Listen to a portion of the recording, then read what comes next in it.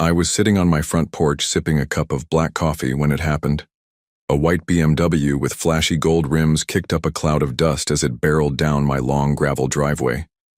Before I could even get up, a woman in a tight red business suit and high heels stormed out of the car, waving a stack of papers over her head. "You need to vacate this property immediately," she screamed. "I bought it fair and square. This ranch is mine now." I blinked, still half in disbelief.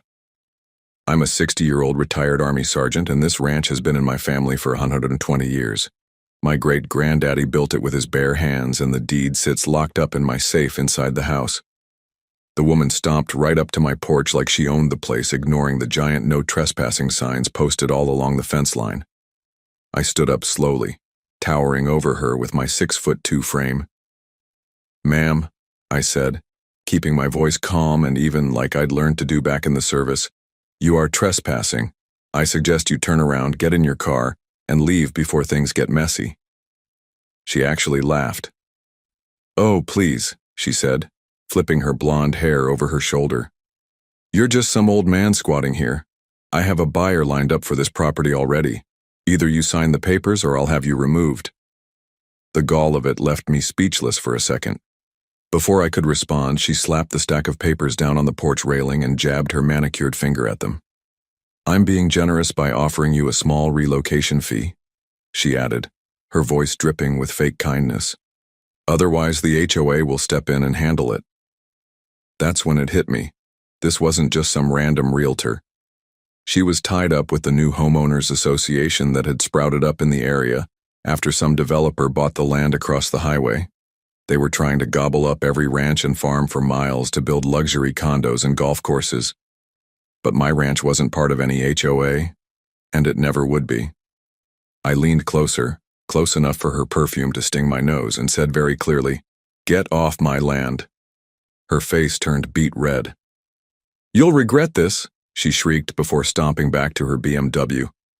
As she revved her engine and sped off, dust swirling in her wake, I knew this wasn't over. Not by a long shot.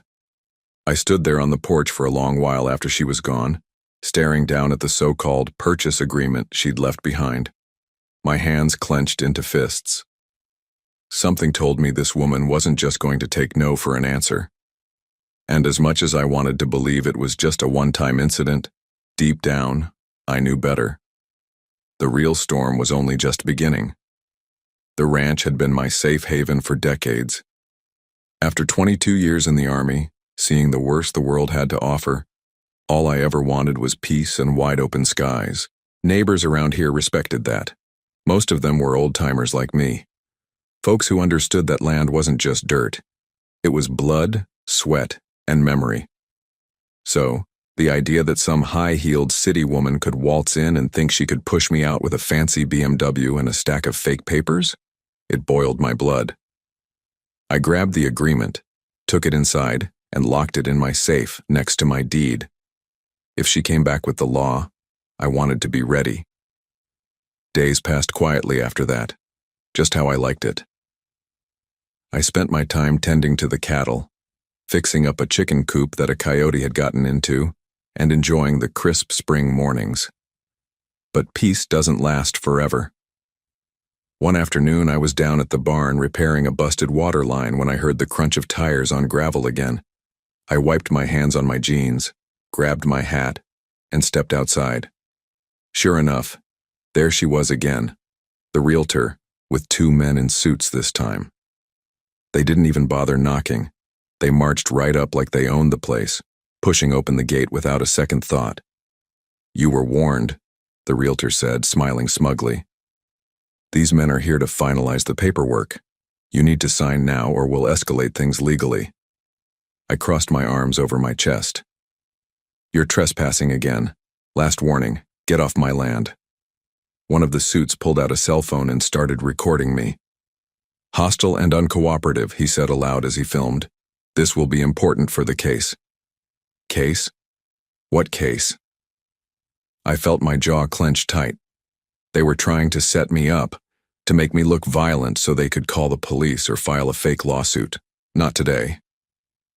I took a deep breath, staying calm.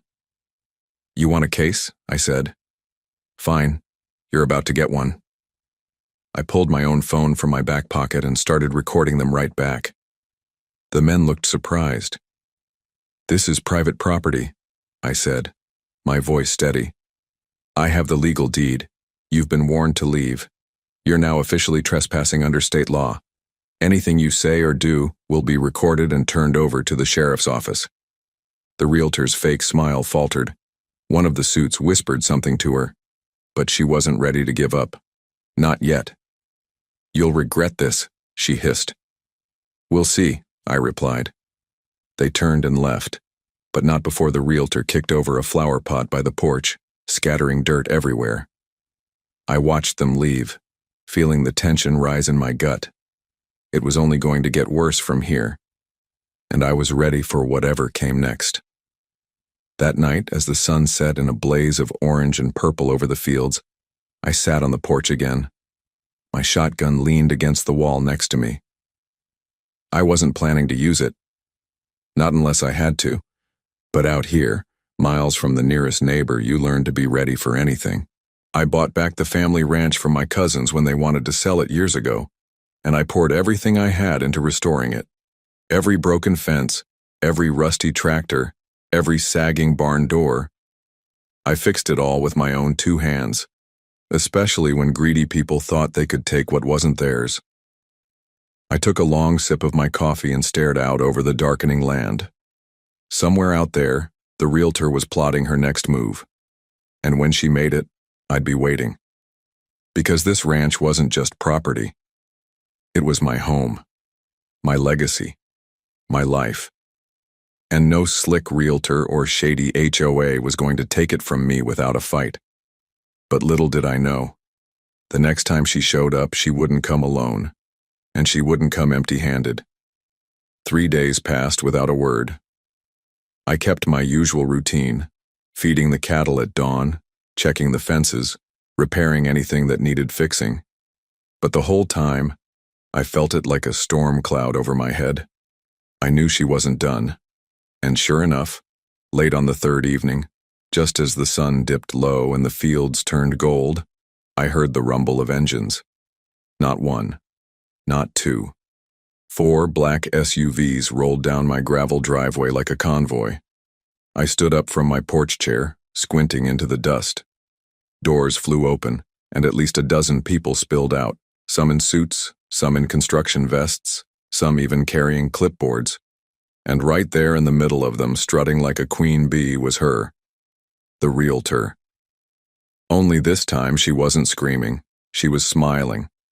A cold, smug smile that made my stomach twist.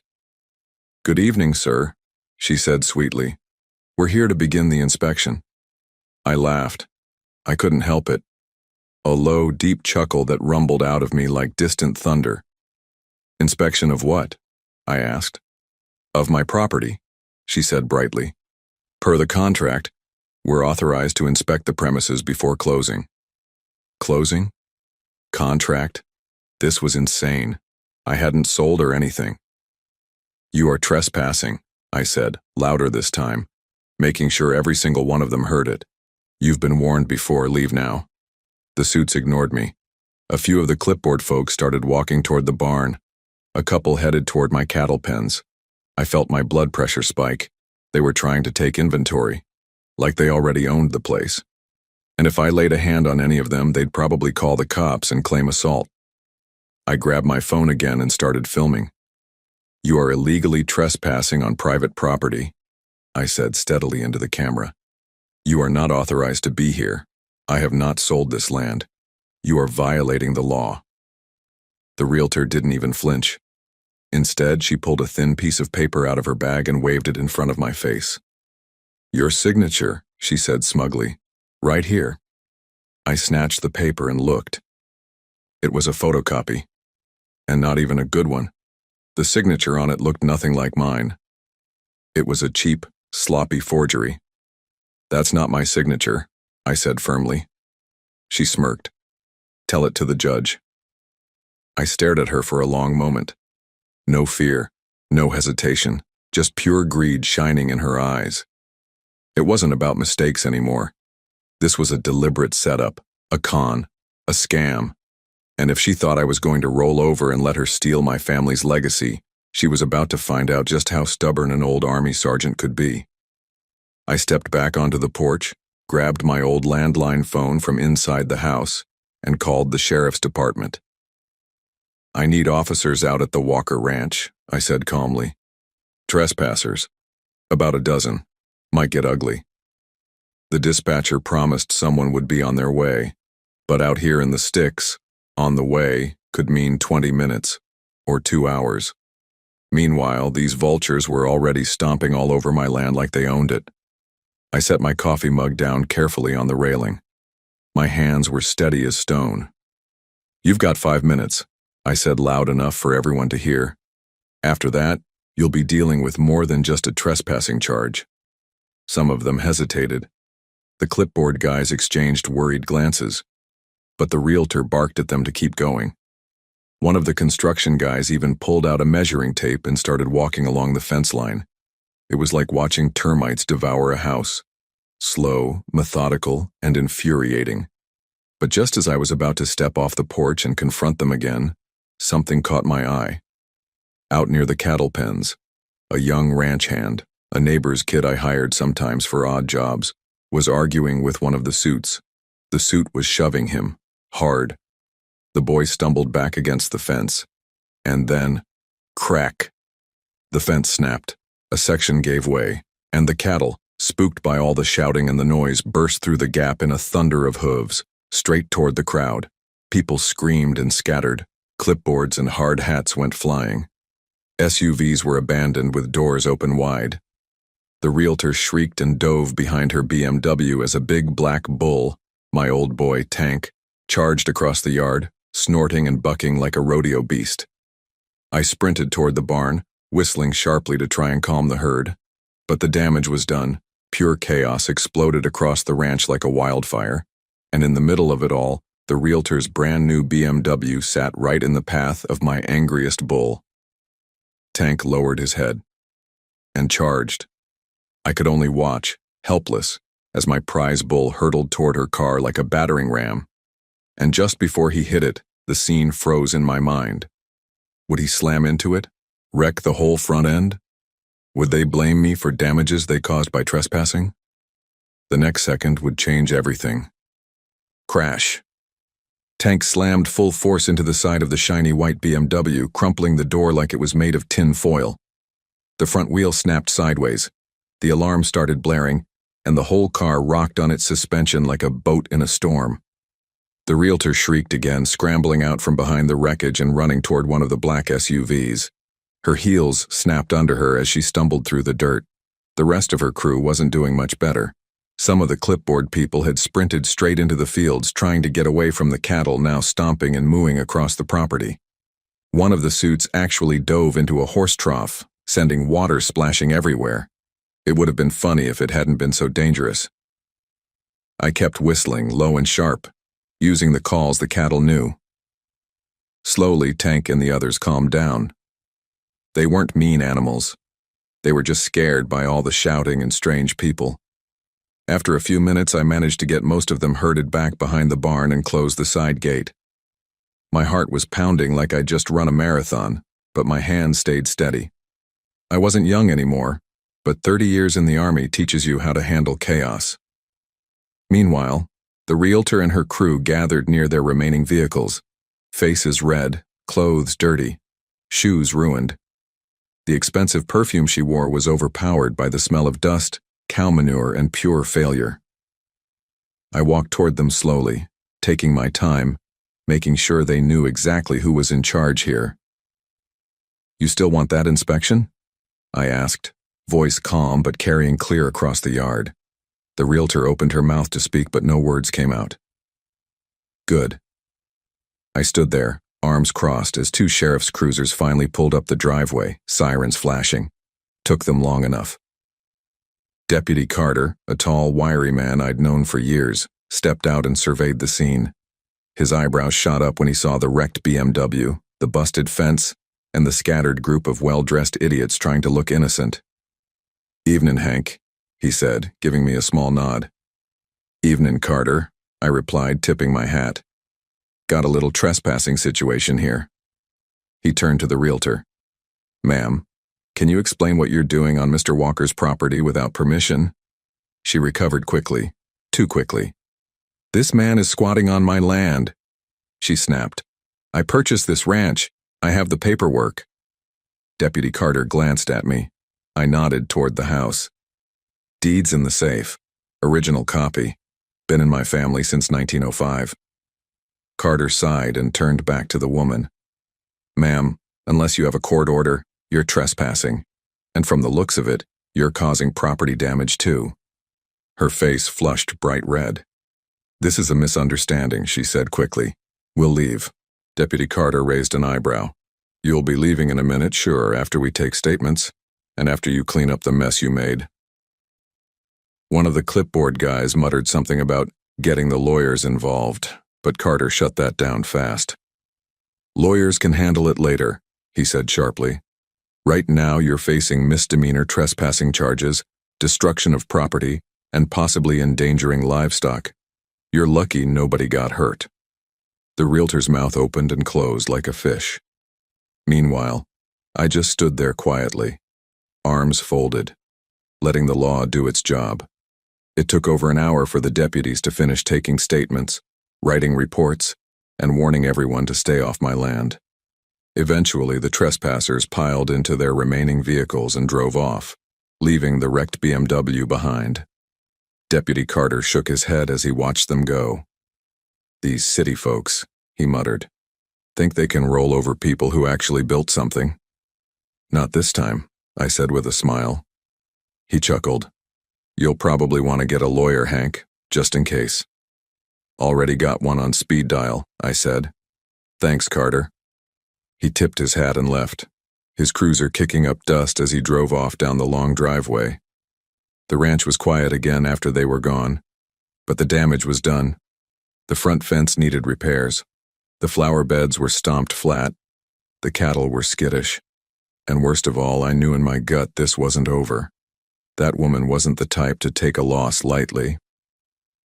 I spent the next day repairing the fence with my ranch hand, Tyler, the same kid who'd nearly gotten knocked over during the trespass. Sorry about all that, Mr. Walker, Tyler said as he handed me a hammer. I didn't mean to let him get to the cattle. I clapped him on the shoulder. Wasn't your fault, son. They had no right being here in the first place. He nodded, looking relieved. We worked until sunset, sweating under the heavy Texas sun. But as tired as I was, I didn't sleep easy that night. I sat on the porch again, shotgun by my side, staring out into the moonlit fields. The realtor had made her move. Failed. But if she was desperate enough to forge documents and bring a small army onto my land, she wouldn't stop now. No, she'd just get sneakier. Smarter, more dangerous. And sure enough, just after midnight, I spotted headlights creeping slowly down my driveway. Not roaring in like before. Not flashing. Creeping.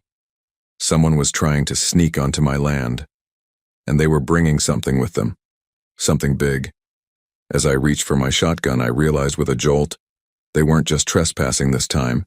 They were trying to take something. I gripped the shotgun tight, my old army instincts kicking in full force. I stayed low behind one of the porch beams, barely breathing, and watched those headlights bob closer and closer. They weren't roaring in like the first time. No, this was different, slower, cautious. They were trying to sneak onto my ranch under the cover of darkness. I flipped the safety off the shotgun and waited, heart steady, pulse calm. If they thought an old man like me slept heavy, they were about to find out just how wrong they were.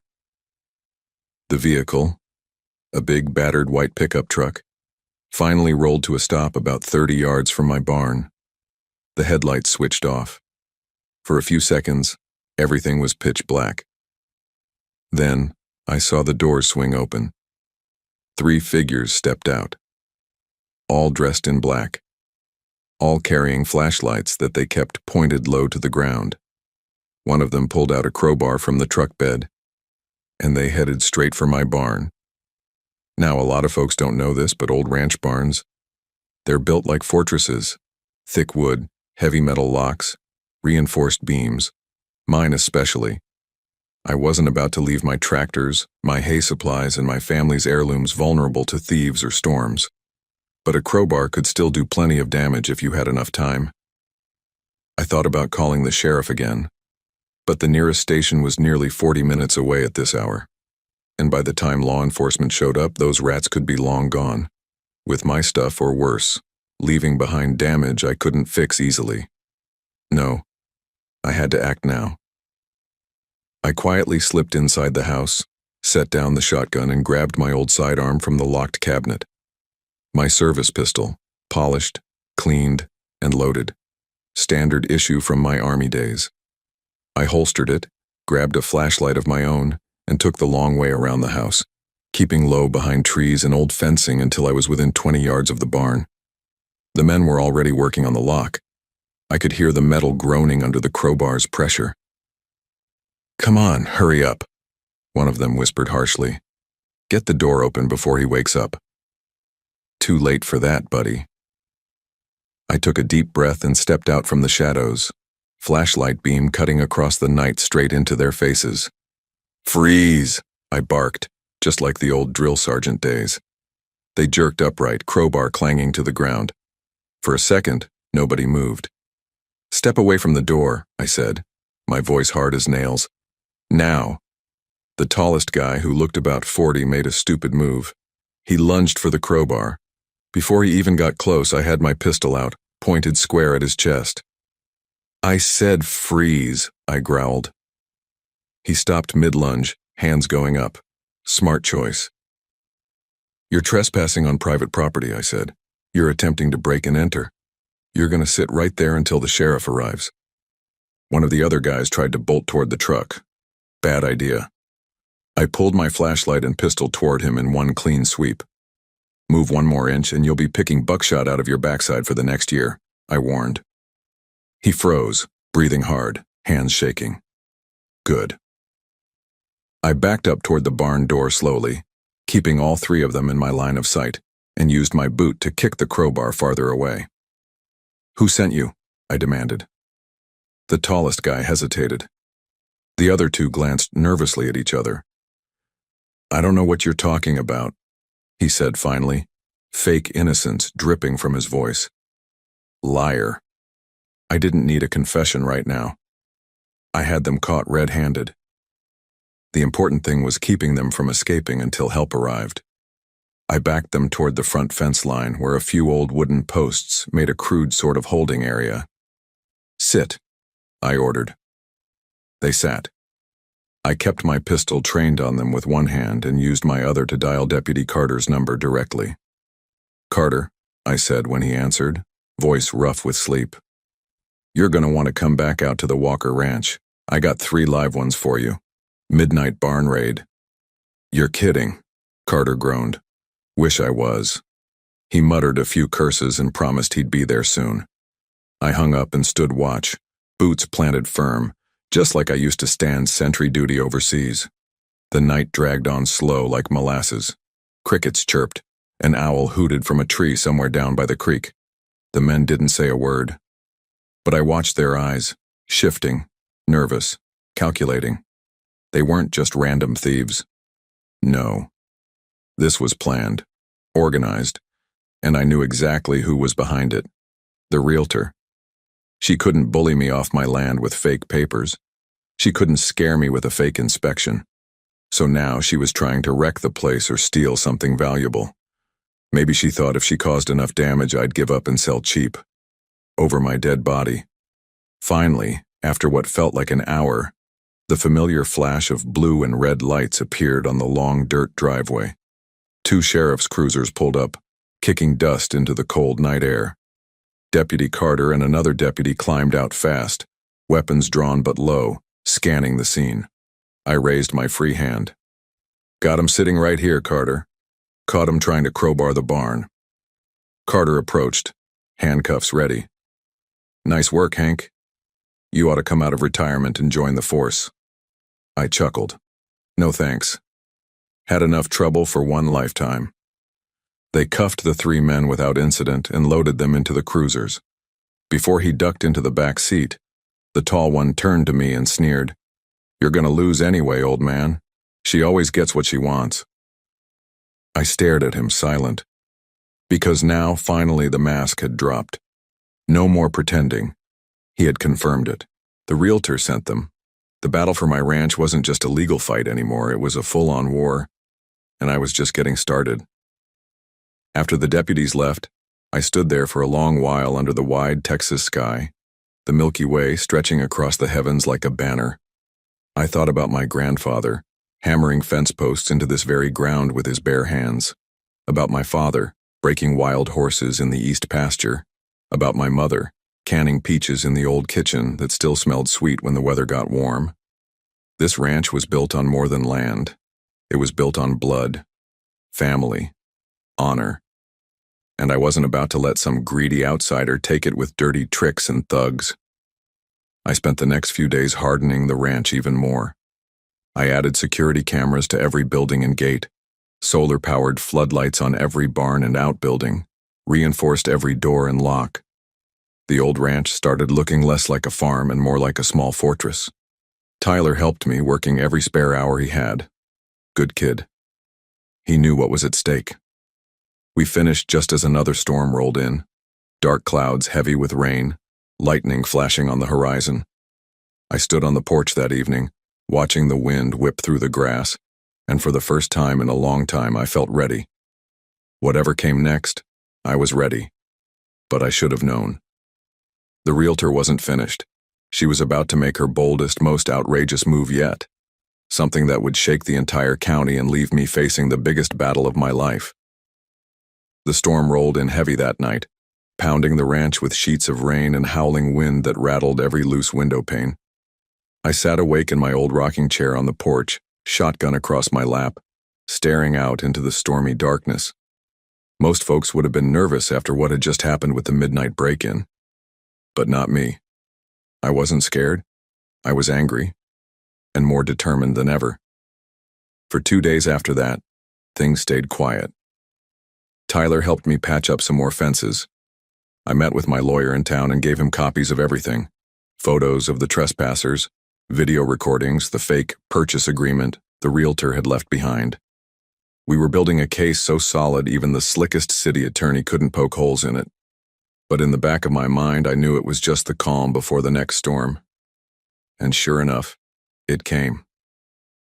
Late one afternoon, as I was repairing the irrigation pump down by the creek, I heard a rumble coming down the main road. I wiped the sweat from my forehead and turned just in time to see a convoy of trucks, at least 6 of them, pulling onto the dirt road leading to my ranch gate. Not regular pickups either. These were moving trucks, big, white, stamped with a rental company's logo on the sides. I dropped my wrench and sprinted up toward the house, heart pounding, instincts screaming. By the time I got there, the moving trucks were parked haphazardly in front of my locked main gate. And there she was, the Realtor. Wearing an even fancier business suit this time, heels stabbing into the mud, clipboard in hand, grinning like a wolf. Behind her were at least a dozen movers, young guys in matching uniforms, already unloading dollies and moving carts. "What do you think you're doing?" I barked as I stormed up to the gate. She flipped her clipboard toward me like she was swatting a fly. "Eviction day," she said sweetly. "You've been served. We're here to clear the property for the new owners." I stared at her, absolutely dumbfounded. "New owners?" I repeated, my voice low and dangerous. "Yes, sir," she said, not even blinking. "Your sale went through. Paperwork filed at the courthouse this morning." I gritted my teeth. "That paperwork is forged. You know it, I know it, my lawyer knows it. You're committing a felony." She just smiled wider. "I guess that's something for the courts to decide," she said smugly.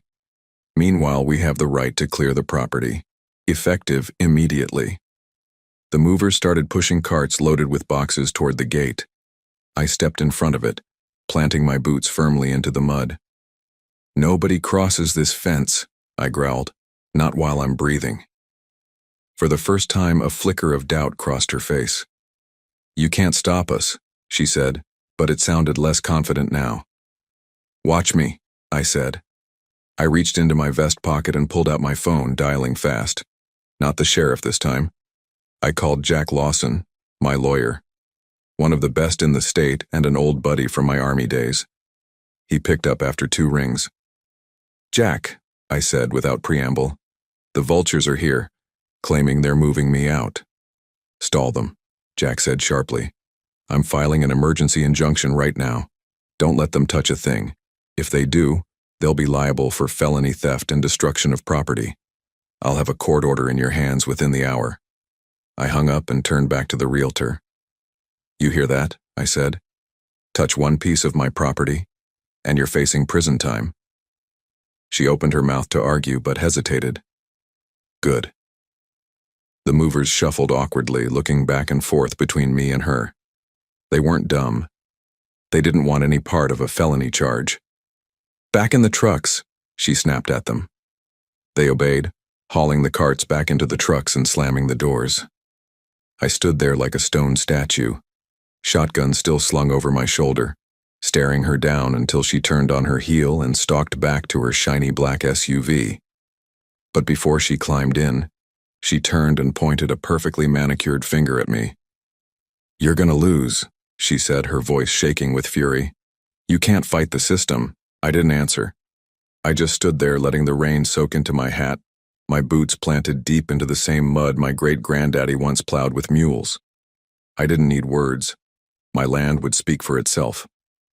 Jack got the emergency injunction filed by sundown. The Realtor was barred from setting foot on my property.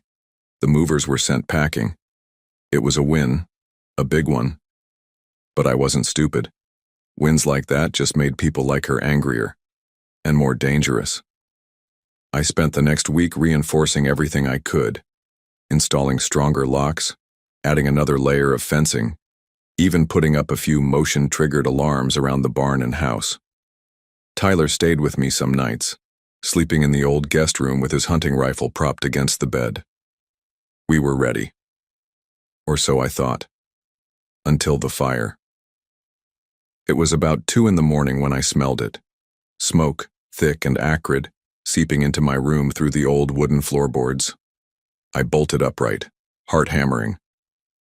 Tyler burst into my room a second later, wide-eyed and coughing. "Barn's on fire!" he shouted. We grabbed the fire extinguishers, the hoses, anything we could, and raced outside. The sight made my knees buckle. The barn, the heart of the ranch, was an inferno. Flames licked up the sides, devouring the old wood faster than we could fight them. Cattle bawled in terror, horses kicked against their stalls. We worked like madmen, dragging hoses, spraying water, beating back the flames wherever we could. But it was no use. The barn was too far gone. All we could do was get the animals out and pray the fire didn't spread to the house. Tyler and I cut the horses loose, slapped the cattle into the safe pastures, and watched helplessly as the barn collapsed in on itself with a roar like a dying dragon. Ash rained down around us like black snow. I sank to my knees in the mud, chest heaving, fists clenched so tight my knuckles turned white. Everything, decades of memories, tools, old family saddles, tractors, heirlooms, gone in minutes. And in my gut, I knew this wasn't an accident. This was war. Someone had set that fire on purpose, and I had a pretty good idea who it was. But I didn't have proof. Not yet. As Tyler helped me to my feet, smoke and embers swirling around us, I made a silent promise to myself and to every ancestor who had ever worked this land. They could burn my buildings. They could wreck my fences. But they would never take my spirit. I would rebuild. I would fight. And when the time came, I would make sure that every single person responsible paid for what they did. In full. But even as I stood there, breathing smoke and grief, something even worse was already on its way. Because the Realtor wasn't just coming for my land anymore. She was coming for me personally. And her next move would hit me where it hurt the most. The morning after the fire, the ranch felt hollow. The barn was still smoldering, a pile of blackened beams and ash. The air was thick with the stench of smoke and wet dirt. Tyler and I worked from sunrise, salvaging what little we could. A few old horseshoes, a couple of rusted tools that hadn't melted. Everything else, the tractors, the heirloom saddles, Even the hand-carved rocking chair my grandfather made was gone. I didn't say much. Neither did Tyler. We didn't have to. Grief hung heavy in the air, but anger burned hotter inside me. Someone had set that fire. I knew it. Tyler knew it. Even Deputy Carter, when he came to inspect the damage, knew it. Accelerant used, he confirmed grimly, crouching down to scoop some ash into a bag. Probably gasoline. Any witnesses? I asked. My voice was flat, hard. He shook his head. Nobody saw anything. No cameras caught the road. He glanced up at me. You got any enemies, Hank? I let out a humorless laugh. Only one. Carter didn't push. He didn't have to. We both knew exactly who had motive, but proving it? That was going to be the hard part. And the Realtor wasn't done yet. Not even close. 2 days after the fire, I drove into town to meet with Jack Lawson again. Tyler stayed back to keep an eye on the ranch. We met at a small diner just off Main Street. Neutral ground, safe. Jack slid a thick file across the table to me. Figured you should see this, he said quietly. Inside were copies of new court documents, filed under my name, petitions, complaints, accusing me of neglect, of animal cruelty, of environmental violations. Every single one was a lie. They're trying to bury you in legal fees, Jack said grimly. Death by paperwork.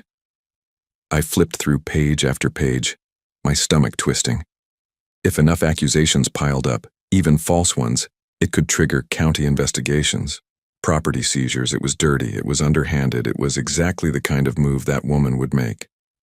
I closed the folder slowly. What do we do? I asked. Jack smiled slightly. We fight. Same way you fought every battle your whole life. We document everything. We answer every claim. We countersue for harassment, fraud, trespassing, arson, you name it. He leaned closer. But Hank, it's going to get worse before it gets better. I nodded once. I already knew. I shook his hand, thanked him, and left the diner, heading back toward the ranch. The drive felt longer than usual. The Texas sun beat down hard, the roads shimmered like silver rivers, and my truck's old engine growled under the strain. As I turned down the dirt road to my ranch, I spotted something that made my heart stop. Tyler's pickup was parked by the gate, driver's door open, but Tyler was nowhere in sight. I slammed my brakes and jumped out, calling his name. No answer.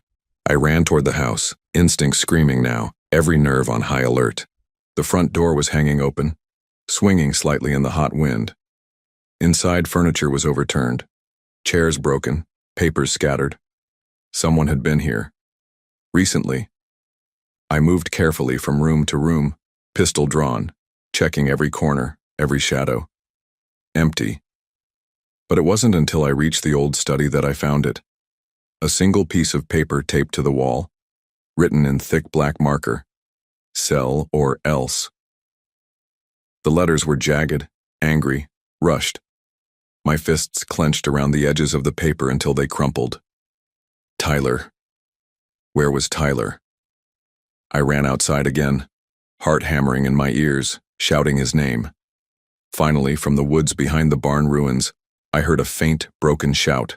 I sprinted toward the sound, crashing through brambles and brush, and there he was, tied to a tree, bruised, cut, but alive. I fell to my knees, ripping the ropes away with trembling hands. You okay, son? I asked, voice raw. He nodded weakly, coughing. They jumped me, Mr. Walker. Said to give you a message. I got it, I said grimly. Helped him up, carried him back toward the house. Whoever did this wasn't just trying to steal my land anymore. They were sending a warning, a threat, and they were willing to hurt innocent people to get what they wanted. I called Deputy Carter again. This time, there was no hesitation. Ambulances, deputies, an investigator from the state trooper's office. They all came swarming the ranch. Pictures were taken, statements recorded, evidence bagged. Tyler was taken to the hospital for a checkup. He'd have some bruises, but thank God nothing broken.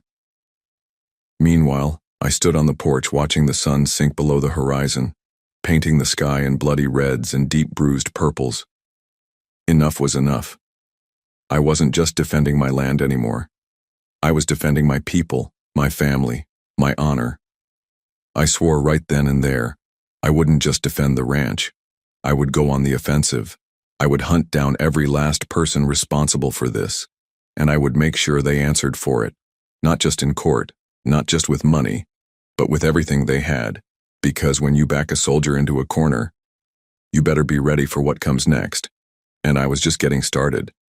But before I could strike back, the realtor made one final, desperate move, one that would put everything I loved on the line. And this time, she wasn't coming alone. I didn't sleep that night. I sat on the porch, shotgun across my lap, watching the road, waiting. I knew she was coming.